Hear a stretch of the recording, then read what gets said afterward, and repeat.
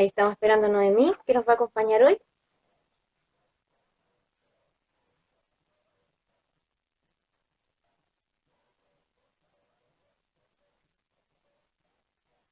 Ahí te envié la invitación. Ahí debería estar.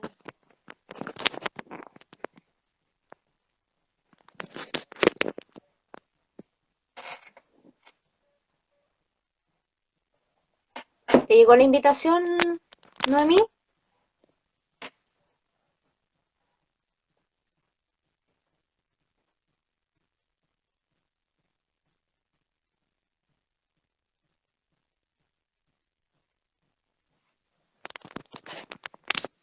Vamos a esperar un poquito.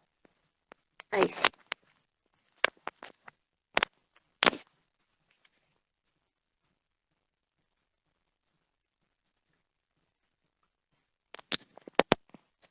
Súper. Ahí está. Hola, Súper. ¿cómo están? Bien, aquí ¿Cómo están? estamos. Más tibio este día, menos frío. Sí, menos mal. Sí, Nos tocó un día bonito. Súper. sí, ¿se escucha Bueno, bien? Sí, sí, se escucha bien. ya, Bueno, qué bueno. hola Eduardo, ahí se va sumando gente. Eh, bueno, vamos a hacer la presentación antes.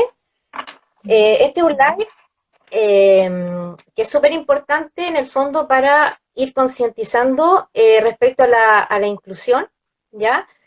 Bueno, yo represento en este caso a MUSI, que es Museografía Inclusiva, somos de Chile, porque aquí en el Instagram siempre la gente nos puede ver de distintos países. Claro. Bueno, y MUSI tiene como objetivo difundir justamente los principios de accesibilidad universal e inclusión en los museos y espacios culturales, ¿ya? Esto lo hacemos a través de la información, que es como estos live, por ejemplo, también a través de cápsulas que hacemos por Instagram, página web que también tenemos, pero también la idea es empezar a hacer museografía inclusiva, ¿ya? Para museos y espacios culturales. Entonces, la inclusión nosotros la vemos a muy grandes rasgos, porque no solamente uno se enfoca en la discapacidad, sino que también hay que pensar que los museos tienen que ver, bueno, atendemos una gran variedad de públicos todo el año y hay que pensar más en museografía hecha para adultos mayores, para mujeres embarazadas, para niños, que muchas veces las vitrinas no quedan a la altura de los niños, personas con discapacidad, ya sea psíquica o física, e incluso temporal, porque muchas veces uno se dobla el pie o usa cabestrillo, etcétera, y ahí uno se da cuenta la ciudad, cómo es difícil de transitar, ¿cierto? Y vivir en la ciudad cuando uno tiene un accidente, por ejemplo, ¿O alguna eh, dificultad? una dificultad, sí. Y en este caso, hoy día estamos con Epilepsia y Juventud, y la idea es que ella nos pueda ir relatando un poquito qué es la epilepsia, aprender sobre esto y aplicarlo con los públicos que atendemos en los museos. Así que bienvenido a todos los que trabajan en el patrimonio y la cultura. Muchas gracias por estar acá, son temas necesarios. Nosotros como trabajadores de museos tenemos que siempre estar capacitándonos, así que muchas gracias por estar acá y va a quedar guardado, así que no se preocupen. Ahora le doy el pase a Noemí para que se presente, que nos cuente también de qué se trata el proyecto de ustedes y de ahí comenzamos con las preguntas. Bueno, muchas gracias por invitarme, Katy, primero que todo. Bueno, Epilepsia y Juventud es formado por jóvenes, pero no significa que solo sea para jóvenes. El foco principal es colaborar con jóvenes que tengan epilepsia y poder darles ese apoyo que se requiere en esta edad, porque es difícil cuando te dan un diagnóstico así, siendo adolescente, ¿cierto? Siendo joven y quedando un poco como aislado, digamos, o distinto que tus compañeros. Y creo que a cualquiera de las personas que le han diagnosticado epilepsia, en la juventud los marca. Y es por eso se llama epilepsia y juventud, ¿cierto? Porque ahí es donde está la marca de nuestra vida, digamos. A todos nos marca nuestra juventud. Así es que eso, básicamente eso somos epilepsia y juventud. Muchas gracias. Invito también a los que se están uniendo que puedan seguir la cuenta de Epilepsia y Juventud también. Ellos también hacen un trabajo de información, ¿cierto? De concientizar sobre estos temas también constante, así que los invito a que también los sigan. Ah, Y claro, y bueno, la idea es... Ah, perdón, no lo continúa. dime. Ah, sí, la idea es como dar información también, educar a la población en general acerca de la epilepsia, porque muy poco se sabe. Y educar más que todo, sí están los libros, sí está Internet, Google, pero más que todo educar a través de la experiencia, de las vivencias de las personas, porque eso no lo encontramos en cualquier parte. Entonces hay muchas vivencias. Hola Jonathan, qué gusto que estés acá. Eh, entonces, por ejemplo, Jonathan es parte de Epilepsia y Juventud. Él nos contó su historia y nosotros la vamos a compartir pronto. Y historias como la de Jonathan nos enseñan muchas cosas. Y esa es la idea, ir compartiendo a través de la vivencia Qué y seguir bueno. enseñando. Sí. Bueno, Noemí, primero preguntarte justamente qué es la epilepsia, ya que nos puedas decir como a grandes rasgos para también nosotros tener una noción de qué es lo que es y bueno, y como trabajador en la cultura es necesario, así que te escuchamos. Gracias. Bueno, la epilepsia es una condición crónica donde existe una alteración de la actividad eléctrica cerebral. Por lo tanto, se presenta una actividad eléctrica anormal del cerebro y, y esto permanece en el tiempo. Se puede presentar de distintas maneras. Bueno, se presenta físicamente como crisis de epilepsia, entonces puede ser de distintas formas. Hay montones de crisis de epilepsia, más de 46, y hay montones de tipos de epilepsia también. Entonces, depende de la forma en que se presente esta actividad anormal. Súper. Eso. También preguntarte cómo se diagnostica, cómo se sabe o a qué edad se puede presentar la epilepsia. Bueno, la epilepsia no distingue, la epilepsia no discrimina, a diferencia de las personas, no discrimina la epilepsia, porque podemos ver epilepsia en niños pequeños, en bebés, en adolescentes, en jóvenes, en adultos y en el adulto mayor. Entonces de ahí va tomando nombres. Por ejemplo, la epilepsia mioclónica juvenil, hay un síndromes que son más de niños, está la epilepsia del adulto mayor, que es cuando ya es de adulto mayor, y así se van clasificando también de acuerdo a la edad. Eh, ¿Cómo se diagnostica? Esa es la pregunta, ¿verdad?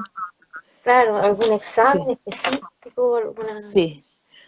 Se diagnostica a través de un electroencefalograma.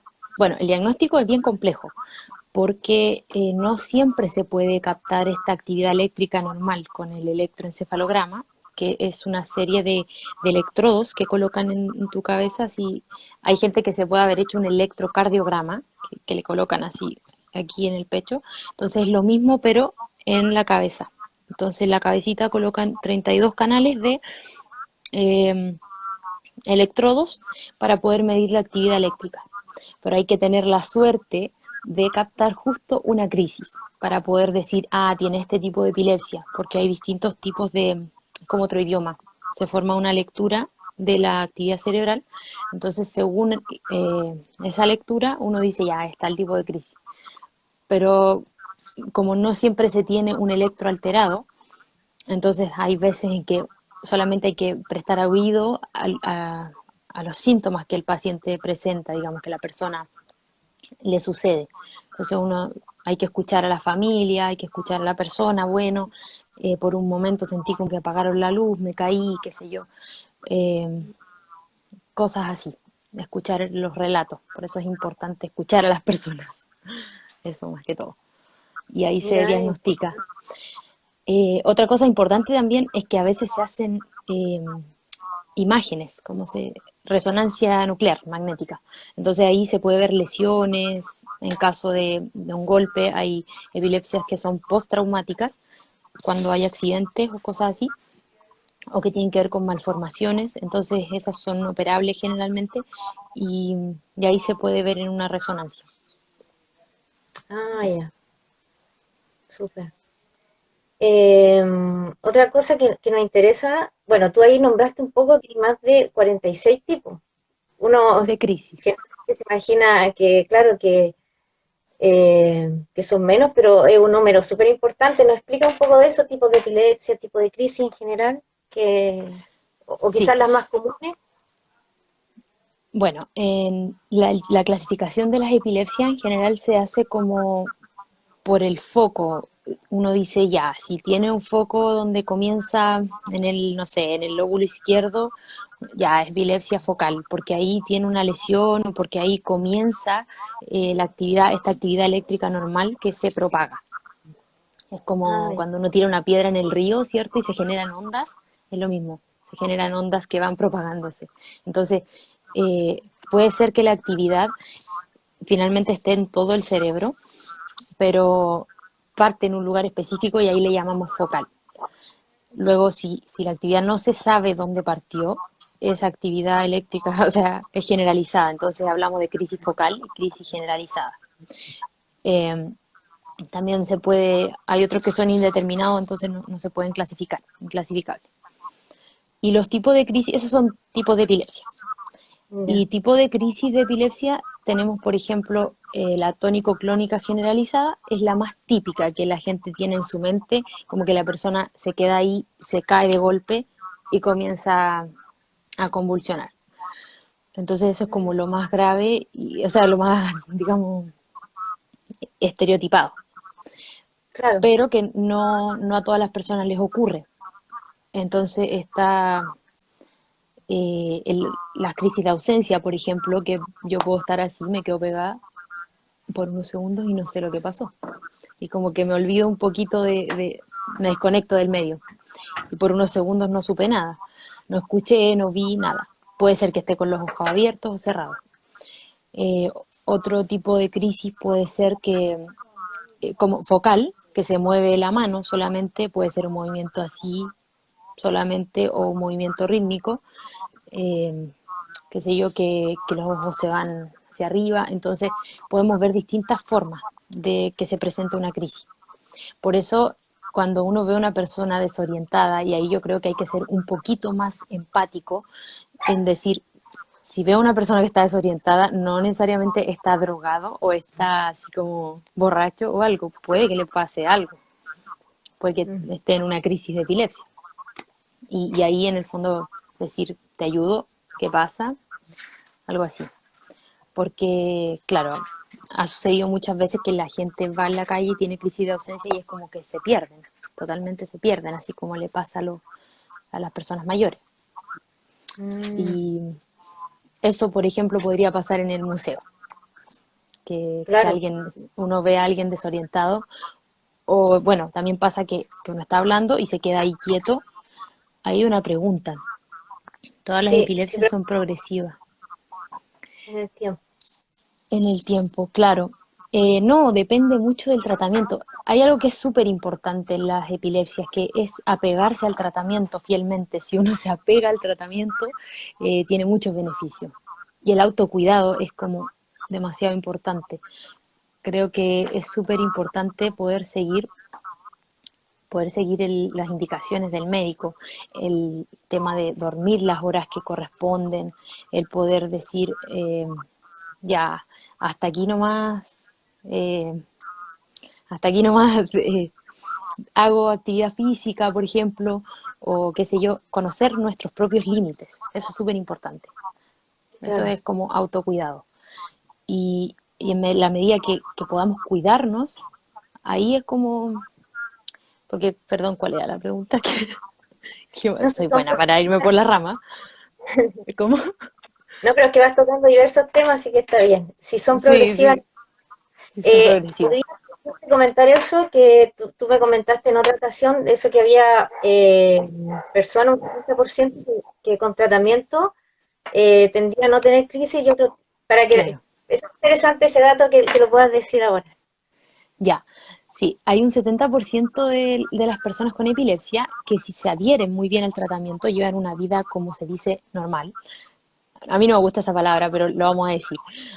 Llevan una vida normal y pueden desenvolverse en las distintas áreas, eh, con- como bien, insertarse bien en el medio y llevar una vida una mejor calidad de vida si se adhieran a su tratamiento.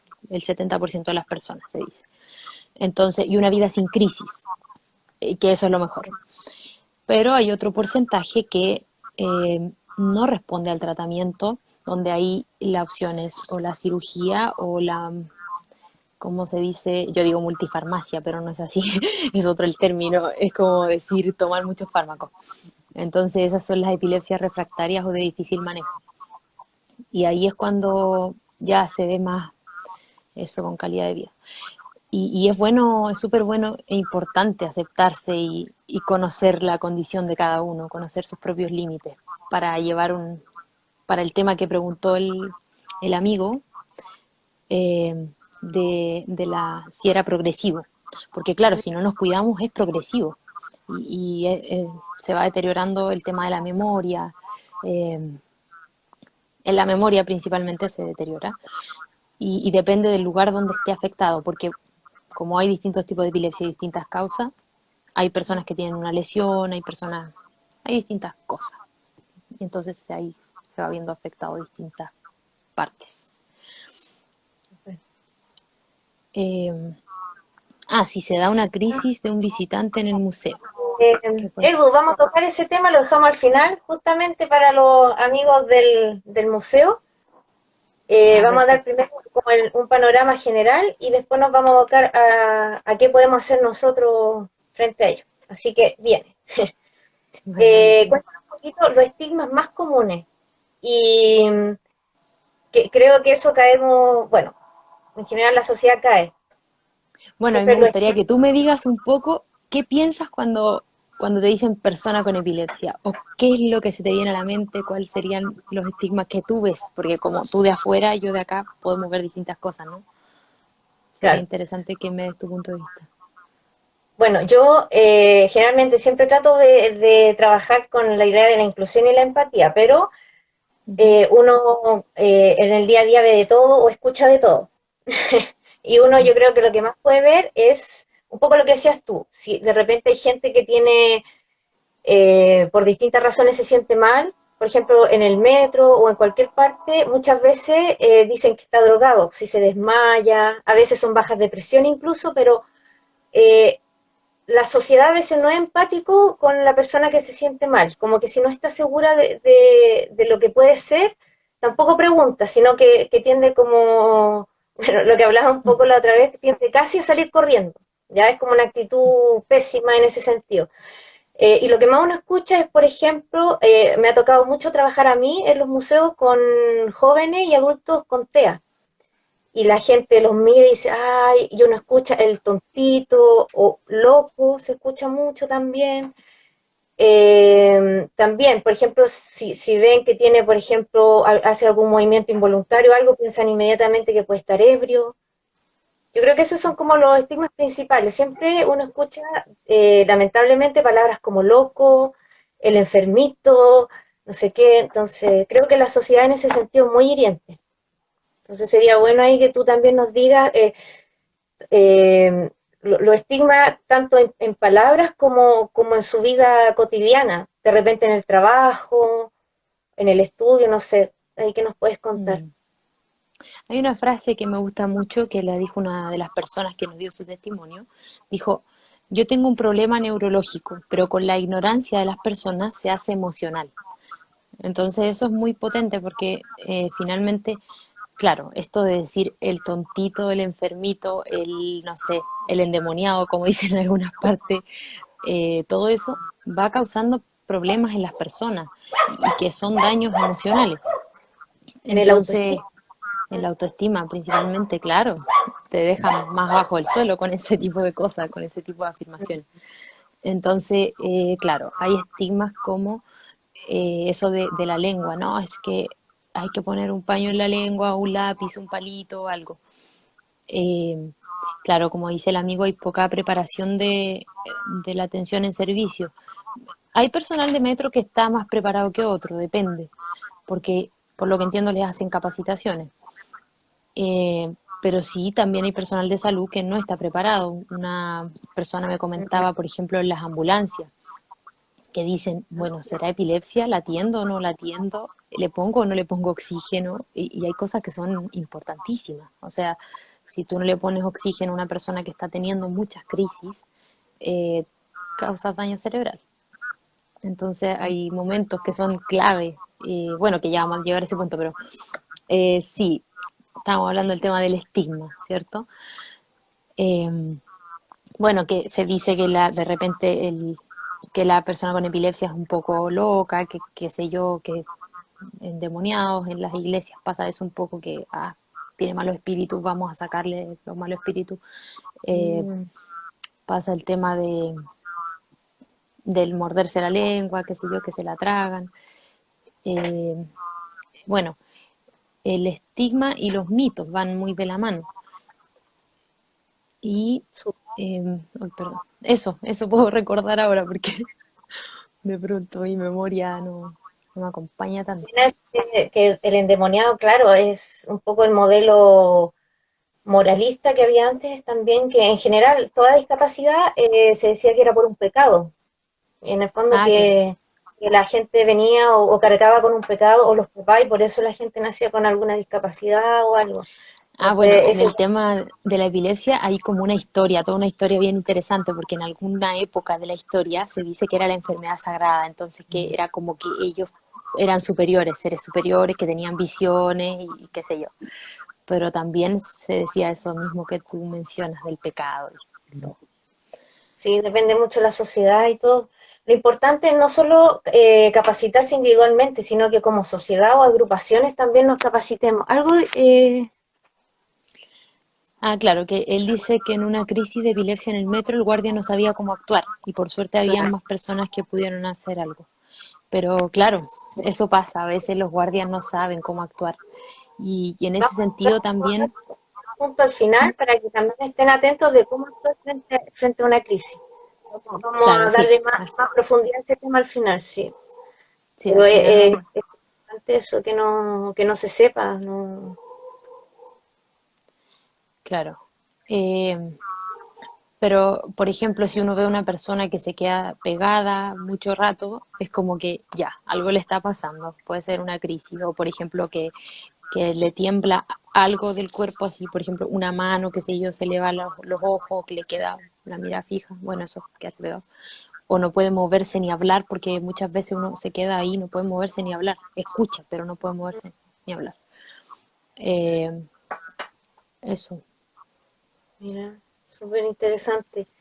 Bueno, eso es como los estigmas un poco más comunes. Y otro súper importante, antes que lleguemos a cómo actuar, son términos correctos a utilizar. Ah, ya, Eh, para no ser, como no, ofensivo, sí, no, cómo no ser ofensivo y los términos correctos. claro. Sí, eso está mucho ahora, eso del lenguaje inclusivo. Hay un video que hicimos nosotros, que ustedes lo pueden revisar ahí en nuestro Instagram, que es como de un niñito, pucha el Juaco, qué sé yo, que tiene ataques de epilepsia, que epiléptico, parte diciendo que tiene ataques de epilepsia, ataque epiléptico, que toma droga, y el niño dice todo lo que no hay que decir. Entonces la idea es que podamos decir nosotros crisis de epilepsia en lugar de ataque, que podamos decir una persona con epilepsia en lugar de epiléptico, porque finalmente no somos epilépticos, no nos define la epilepsia, somos más que eso. Entonces, somos personas. Y, y a partir de eso, la idea es como cambiar la palabra y decir la persona tiene epilepsia. No que venga el epiléptico de ahí. Es como que yo digo que venga el gordo de ahí, no sé. Y ahí es más ofensivo. La idea es decir la persona que tiene epilepsia. Eh, el otro de que toma medicamentos, no toma drogas, ¿cierto? Que crisis y eso, y por ahí va. En el fondo, no etiquetar tanto a las personas. Por ahí va la cosa. Eso es con el Súper. lenguaje. Y eso del lenguaje es en todo orden de cosas, yo creo. Sí, es importante también ser empático, que empecemos a ser una sociedad más empática también y también fijarnos si alguien necesita de repente ayuda, si cualquier persona que hablábamos una vez, si uno de repente va en la calle, uno mismo se siente mal a veces y no sé, yo he visto de gente que se siente mal y una persona quizás del entorno reacciona y los demás no. Yo te comentaba una vez, a mí también tuve un día una baja presión en el metro y pensaban que quizás, no sé, podría haber tomado, yo ni siquiera tomo, pero la gente pensaba, entonces decía, en vez de preguntarme si me siento bien, si te pueden ayudar, entonces, por eso es importante que la gente también estemos más atentos y seamos más empáticos.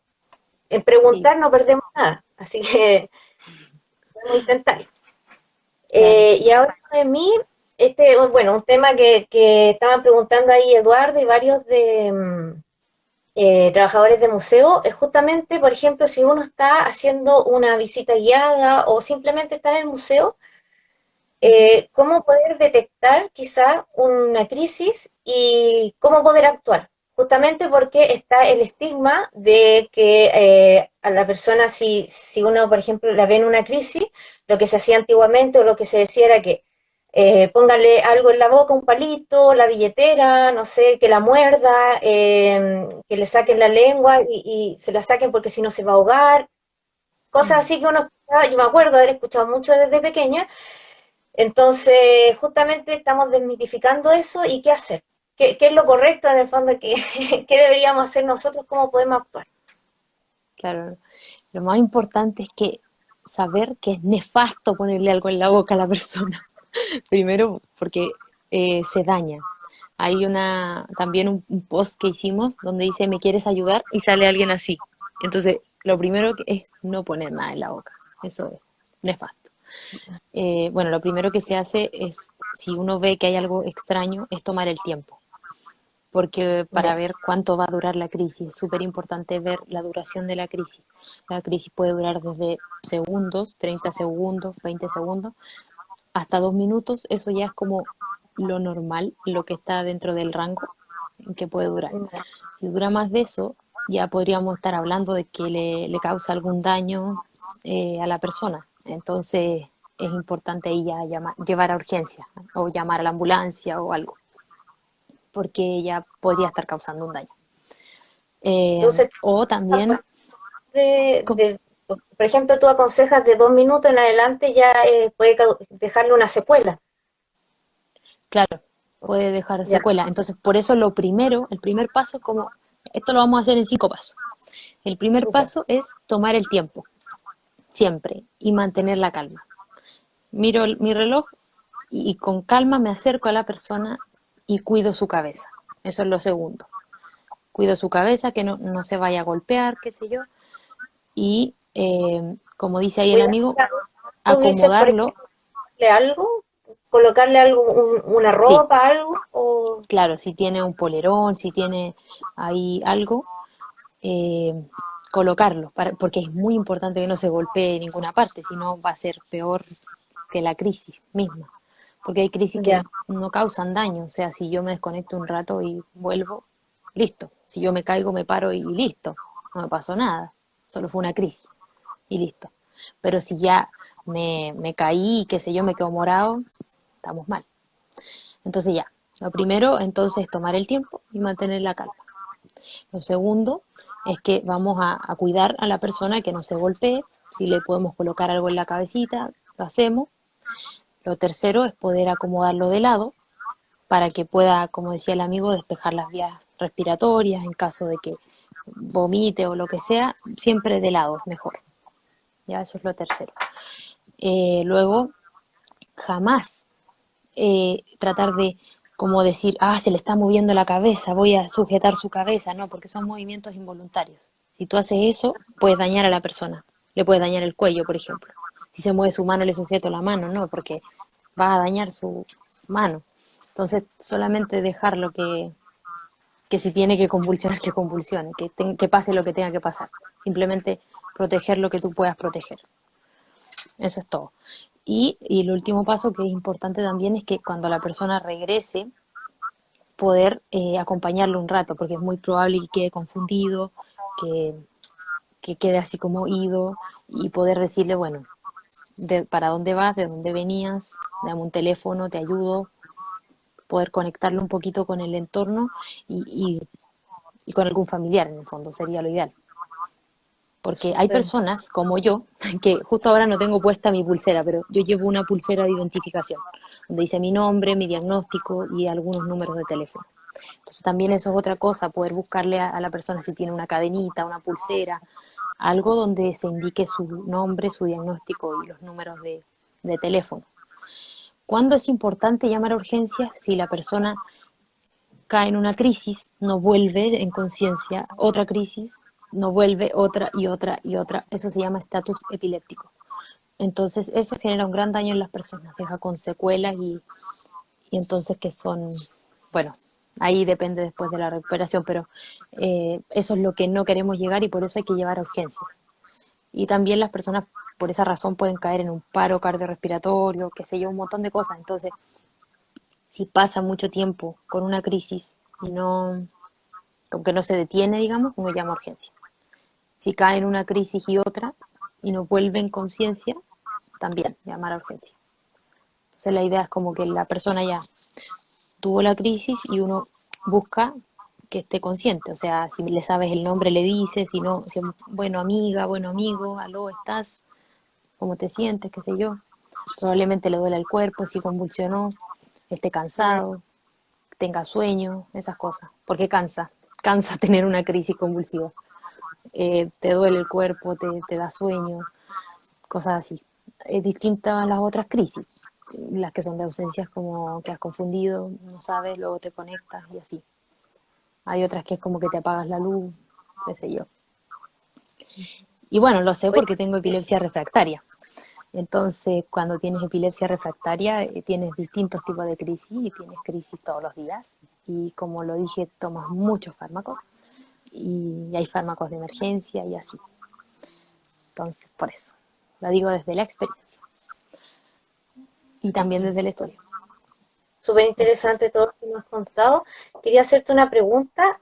Aprovechamos los que están conectados, pueden ir haciendo preguntas porque tenemos tiempo todavía, entonces, para que vamos profundizando en los temas que ustedes quieran.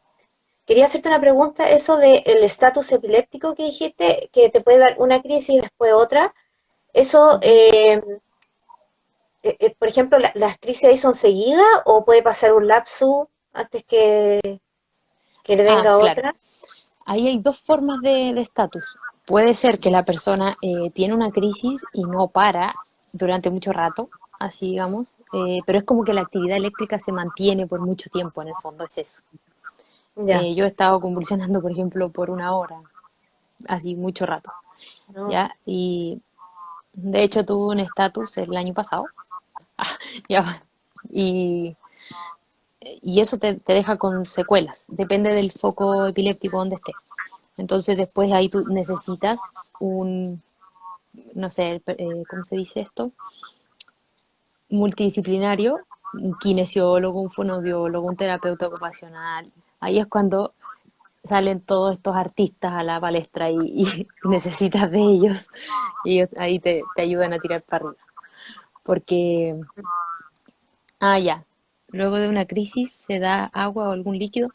No, no, la idea es que no le demos ninguna cosa a la persona. Mientras está en una crisis, no hay que darle ni siquiera una pastilla, nada, porque hay personas que tienen pastillas de emergencia que se colocan debajo de la lengua, igual que las personas que son hipertensas, se les coloca una pastilla bajo la lengua, pero siempre hay que esperar que salgan de la crisis y poder tener un poco de conciencia para decirle, oye, amigo, te voy a dar una pastilla que va bajo la lengua, qué sé yo, y listo.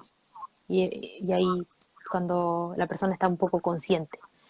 Jamás darle agua luego de la crisis o comida o algo, no, porque no sabemos si va a entrar en una crisis de nuevo, si no puede tragar o algo, no. Porque como son contracciones musculares involuntarias, entonces no sabemos si qué va a pasar ahí en el fondo. Hay personas que vomitan, hay personas que tienen problemas con los esfínteres, no sé si han escuchado eso que se hacen pipí, eso es una realidad. Entonces, por eso hay que ya. tener mucho cuidado.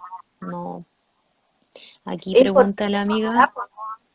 Porque generalmente cuando la gente se siente mal, como que inconscientemente uno tiende siempre a dar agua, como Ah, no claro. sé, si la persona se mareó o cualquier cosa, se tiende a dar agua como inconsciente. Y es súper importante entonces aclarar El que agüita no con hay que hacer. azúcar.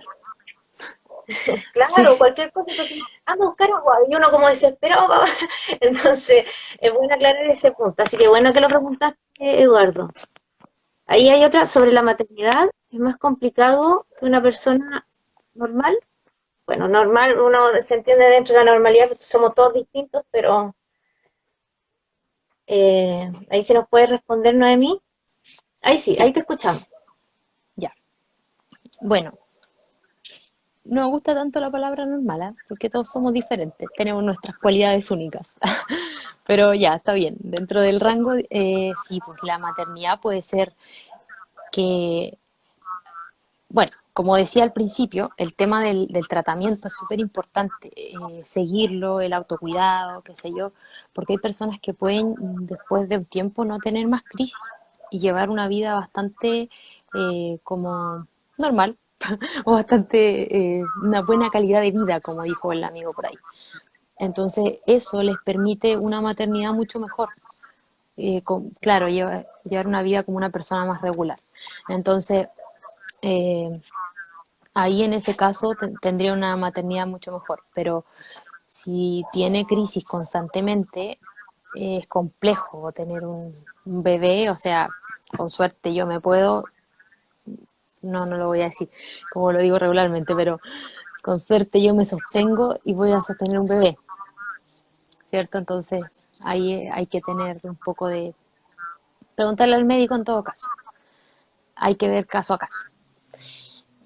Yo Claro. no soy médico, así que ahí cada uno verá. Eh, Claro, aquí dice ella tampoco moverlo cuando le dan crisis. Claro, es lo que yo decía, como son movimientos involuntarios, finalmente uno puede dañar más a la persona si trata de impedir ese movimiento.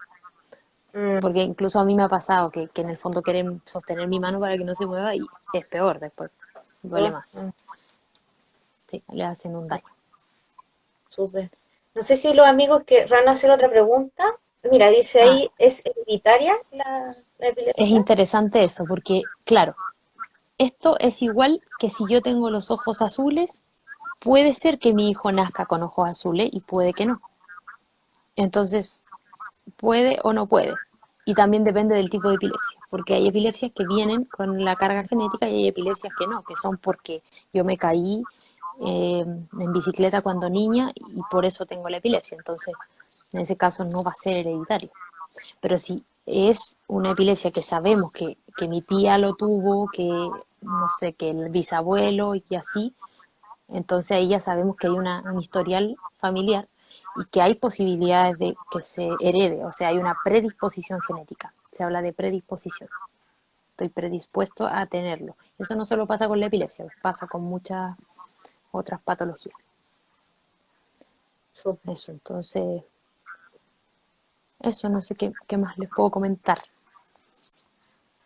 Igual, o sea, has dado un panorama general de este tema y se agradece porque generalmente somos ignorantes frente a muchos temas, así que ha estado muy bueno y sobre todo saber también qué hacer y qué no hacer si estamos, por ejemplo, con público de museos, eso es súper importante, para no cometer los clásicos errores de afirmarlo, de darle agua, que quizás sería mucho peor. Mira, ahí hay otra, dice, ¿qué recurso museográfico sería útil para una persona con epilepsia, así como por ejemplo el braille para personas ciegas o rampas para personas con dificultades para desplazarse? Ay, Antes que conteste Noemí, en forma general, yo creo que los museos, bueno, nosotros siempre ocupamos como lenguaje y tecnicismos muy en general, pero yo creo que es necesario que como museos también siempre tengamos como una alternativa de un guión accesible, lo que llamamos como accesibilidad cognitiva, en el fondo que lo mismo que queremos transmitir con tanto tecnicismo, este lenguaje simple, sencillo, con apoyo de imágenes, en el fondo para que cualquier persona pueda acceder a la información. Eso lo digo así como de mi parte porque creo que también, tanto con la epilepsia como en general, en la sociedad es importante que siempre manejemos una alternativa más inclusiva en ese sentido. Ahora te doy la palabra, Noemí, tú que te Sí, yo manejas estoy en muy de este. acuerdo contigo.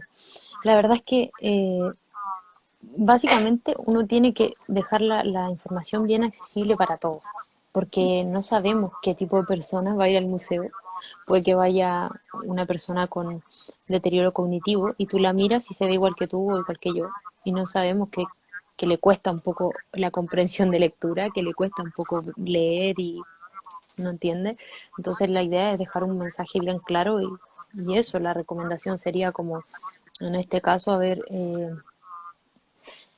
un mensaje bien claro. Y eso es todo, porque en las epilepsias pasa que a veces hay un deterioro cognitivo y hay veces que no. Solamente eres más lento para responder y eso es a causa de los fármacos, porque los fármacos son bien, eh, son de la familia de las benzodiazepinas, aquí me puse técnica, pero es como que son de estos que te adormecen, ¿entiendes? Te da sueño, porque Ya. claro, bajan tu actividad cerebral está muy alta, entonces la bajan y te adormecen un poco y todo eso. Entonces, eh, de acuerdo a eso, a veces uno es más lento para contestar y qué sé yo, y puedes resolver los mismos conflictos que toda la gente, pero más lento. Eso es lo único. Y en ese sentido, por ejemplo, una visita guiada, por ejemplo, si justamente tomaste uno de estos medicamentos y todo,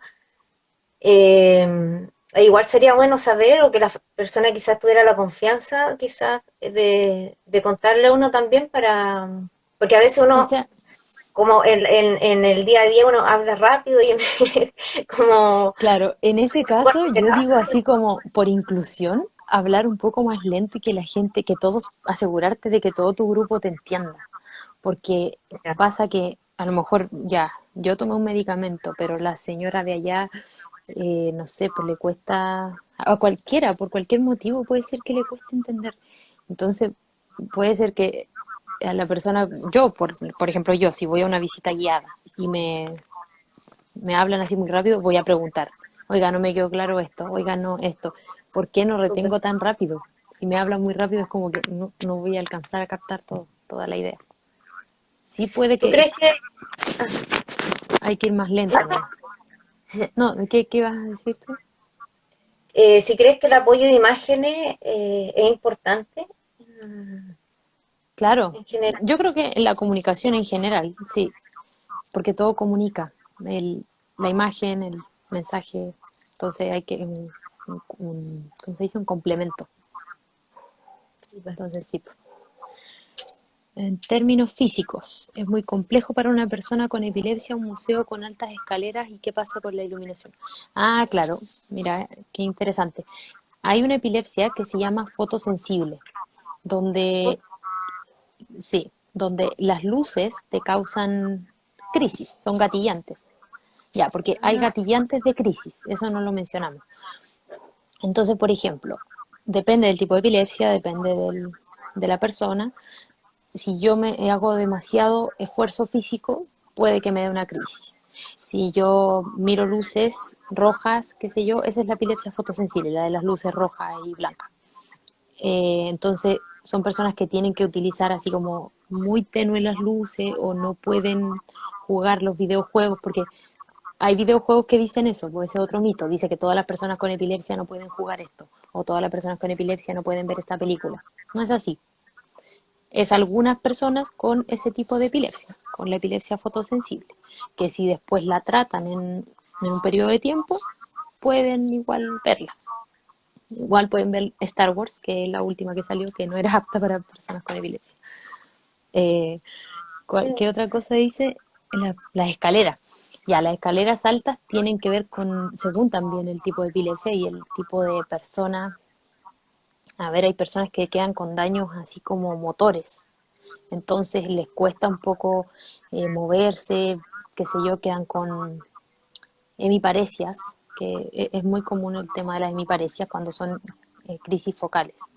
Un daño focal. Por ejemplo, si yo tengo un daño ya. focal en el lado izquierdo, voy a tener una hemiparesia derecha.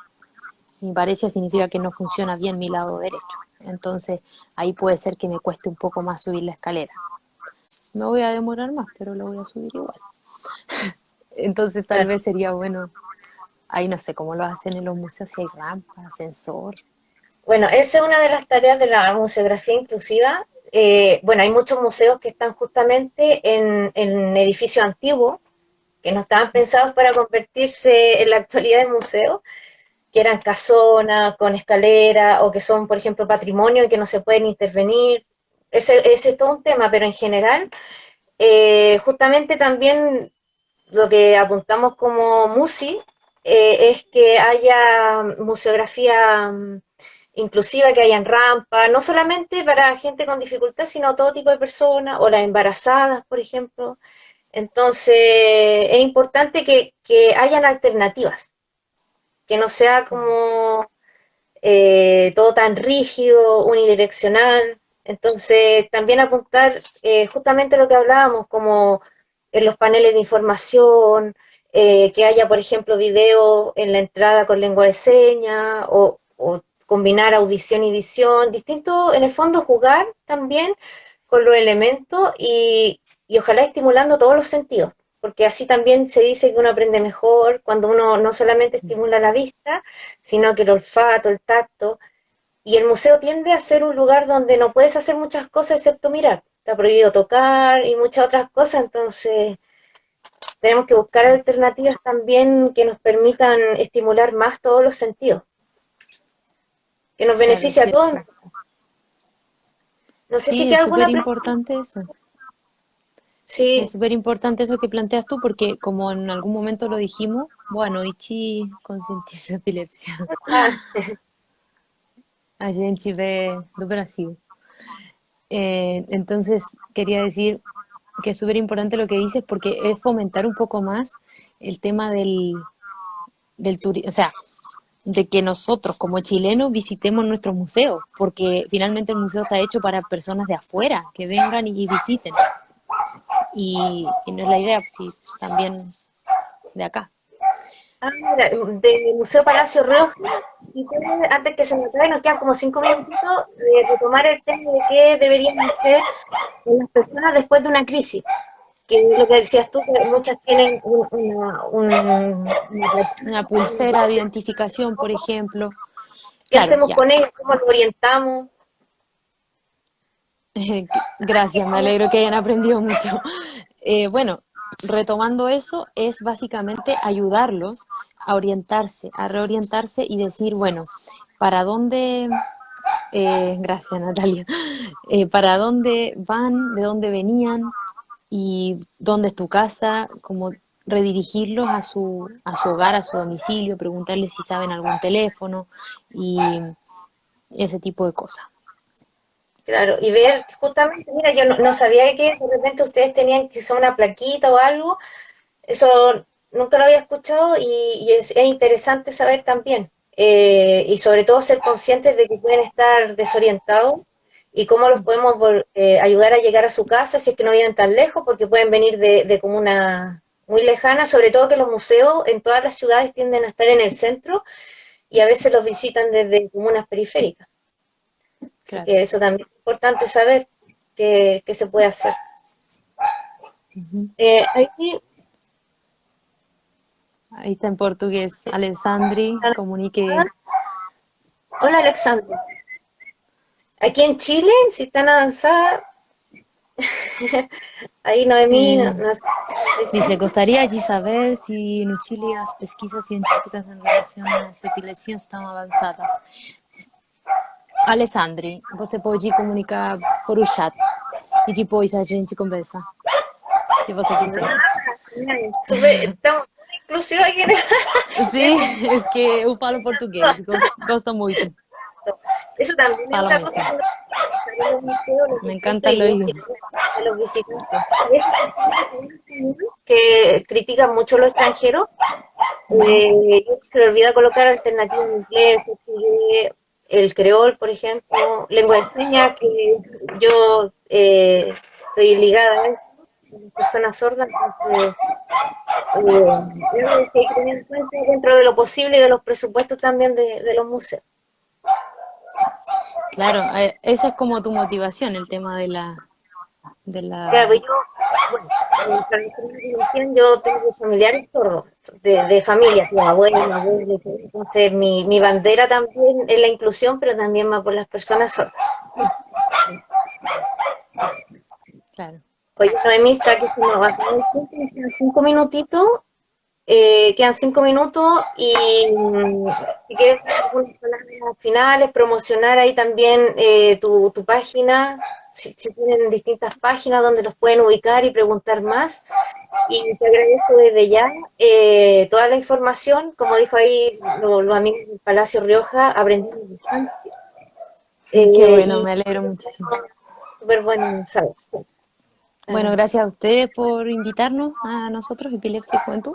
Yo vine en representación, pero somos un grupo de jóvenes y bueno, estamos bien abiertos a recibir cualquier tipo de colaboración. Nos encanta el trabajo colaborativo y participar en, no sé, hoy día estamos en una charla así, pero si un día nos toca ir a una charla presencial, felices. Así es que para saber, Man of Finter, vamos a seguirlo porque interesante. No sé qué, sí, sí. pero ahí vamos Cualquier a ver. duda nos pueden escribir por interno, a dejar un mensaje a Musi o a Noemí, que está hoy día en representación también de Epilepsia y Juventud. Así que ahí nos dejan las dudas, cualquier cosita. Y si les interesa también otro live, como trabajadores de museos, porque la idea es ir tocando diversos temas. Vamos a retomar lo de la cultura sorda también en el futuro y también experiencias de museo en temas de inclusión. Así que si ustedes son museos y tienen alguna iniciativa inclusiva que quieran compartir, nosotros felices de hacer un live con ustedes también, para ir conociendo entre nosotros mismos las iniciativas que hay. Así que, Claro, de ir verdad, muchas apoyando. gracias por que se unieron, ¿ya? Esto lo vamos a subir, va a estar en la página web de museografiainclusiva.cl y en el Instagram, y también se los vamos a compartir a ustedes, chiquillos de Epilepsia y Juventud, para que lo tengan. Así que, Buenísimo. Muchas gracias a todos por participar, gracias por el espacio, que estén muy bien. sí. Nos vemos. Chao. El Museo de la Ligua Chaito. tiene una sección de inclusión. Chao, muchas gracias. Chao.